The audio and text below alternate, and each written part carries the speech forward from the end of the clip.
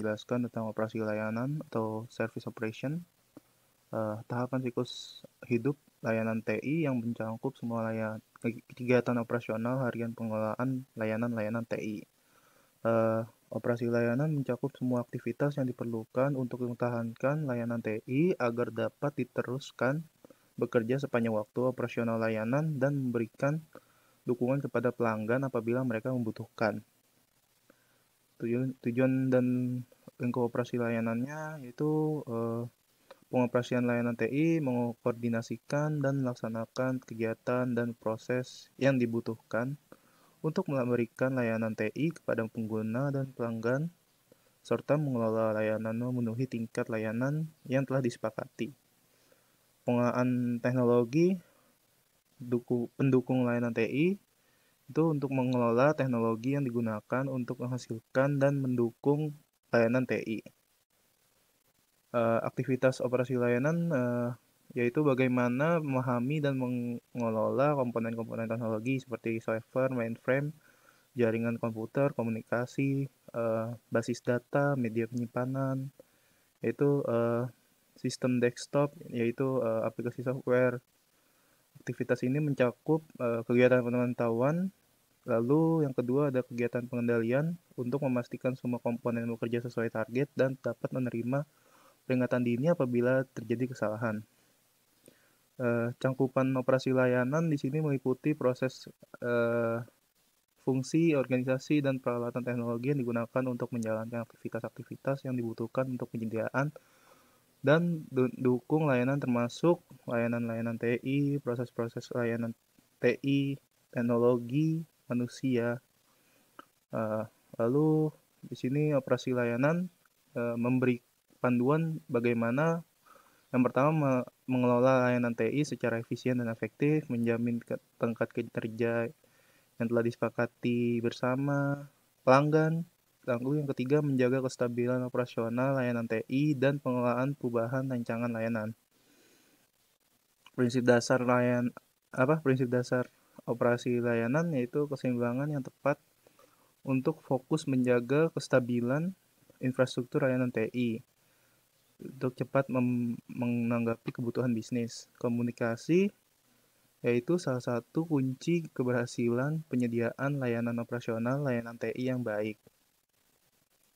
Lalu ada keseimbangan yang tepat, internal IT view, external business view, lalu ada stability, lawannya itu responsiveness, quality of service, lawannya cost of service, reactive dan proactive. Lalu ada komunikasi, di sini komunikasi operasional rutin, komunikasi antara shift kerja, laporan untuk kerja, komunikasi dalam proyek-proyek TI, perubahan, pengecualian, dan tindakan akurat, training untuk proses-proses baru atau termodifikasi. Terdapat 9 proses dalam operasi layanan, yaitu 1.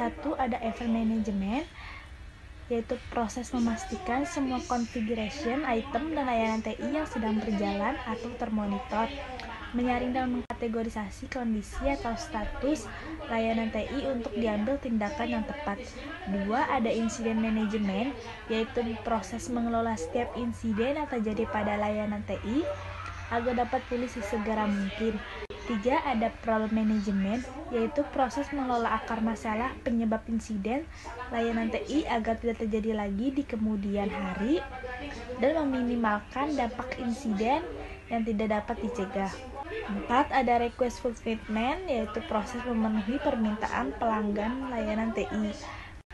Akses manajemen, yaitu proses memberikan hak akses layanan TI kepada pengguna yang berhak dan mencegah akses bagi yang tidak berhak. IT Operation Control, yaitu proses yang bertanggung jawab memonitor dan mengontrol layanan-layanan TI dan infrastruktur pendukungnya, misalkan penjadwalan backup dan restore, manajemen laporan, dan maintenance rutin.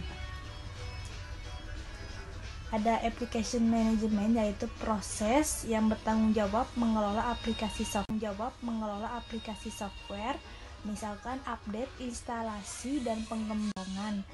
Ada technical management, yaitu proses atau unit yang bertanggung jawab menyediakan ahli dan dukungan teknis untuk pengelolaan infrastruktur TI.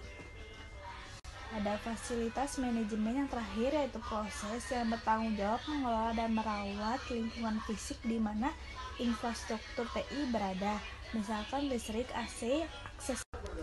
Request fulfillment, pemenuhan permintaan.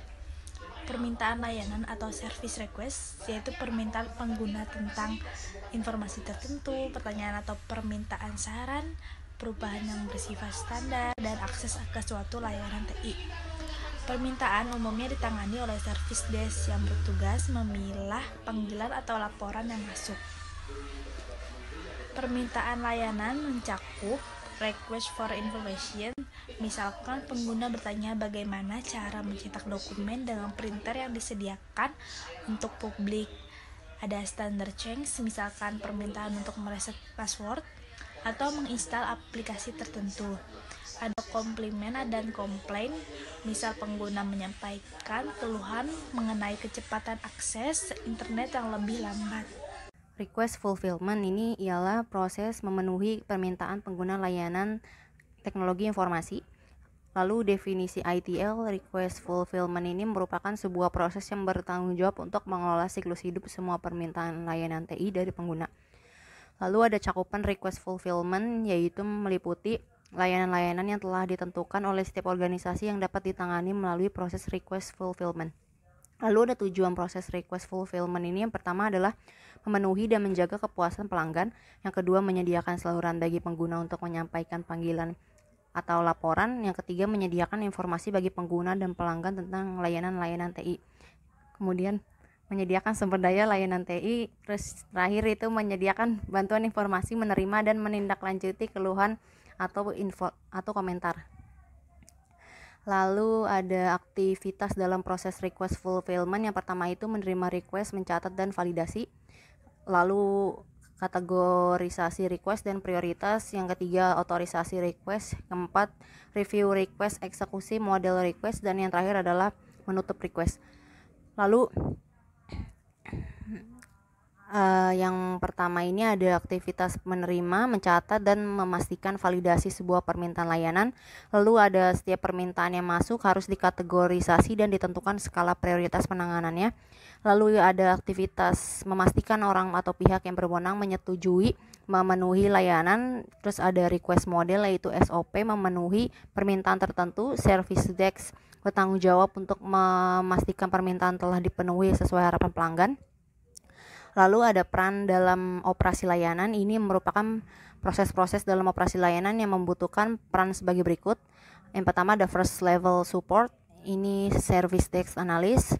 Yang kedua ada second level support, third level support, incident manager, problem manager, service desk manager, major incident team, access manager, IT operation manager, IT operator, dan terakhir ada IT facilities manager.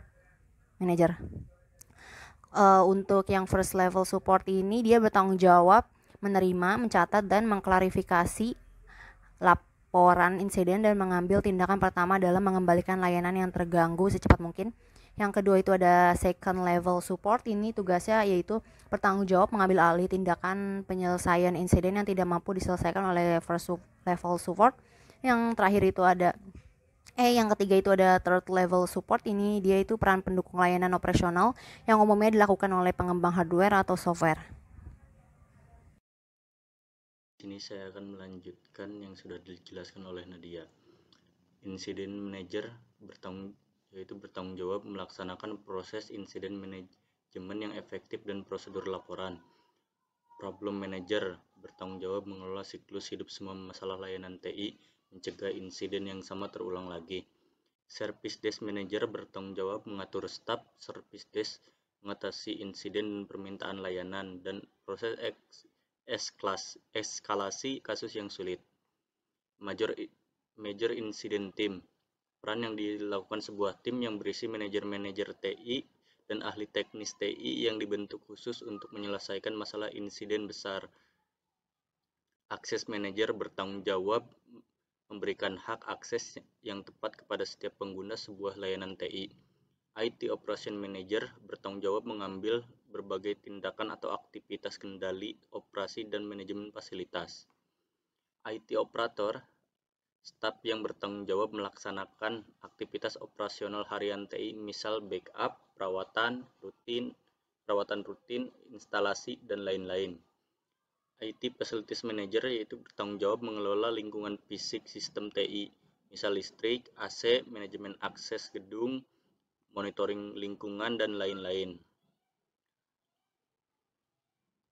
Teknologi penunjangnya yaitu digunakan untuk otomasi sehingga lebih efisien. Fungsi yang perlu ada yaitu self-help, workflow atau process engine, integrated CMS atau configuration management system, discovery atau deployment atau licensing technology, dan dibagi dalam beberapa bagian, yaitu remote control, diagnostic tools, reporting, and dashboard. Self-help yaitu kemampuan pengguna untuk mengakses informasi layanan mandiri kepada penyedia layanan. Workflow Process Engine, kemampuan otomatisasi proses yang meneruskan insiden request dan perubahan ke staf yang berwenang. Integrated CMS yaitu memiliki alat dan basis data berisi informasi layanan TI yang tersedia. Discovery Tools berfungsi secara otomatis menemukan dan mengenali komponen-komponen dalam infrastruktur TI. Development Tools berfungsi mendistribusikan atau menginstal software ke target komputer secara otomatis. Licensing Tools berfungsi mencatat, mencek, dan memantau lisensi setiap software yang telah terinstall. Remote Control yaitu kemampuan mengambil alih komputer pengguna, misal untuk install software atau diagnosis masalah komputer tersebut. Diagnostic Tools, kemampuan untuk membantu menemukan dan mendiagnosis masalah. Reporting and Dashboard yaitu kemampuan untuk membuat laporan dan menampilkan statistik dan pengukuran kinerja TI.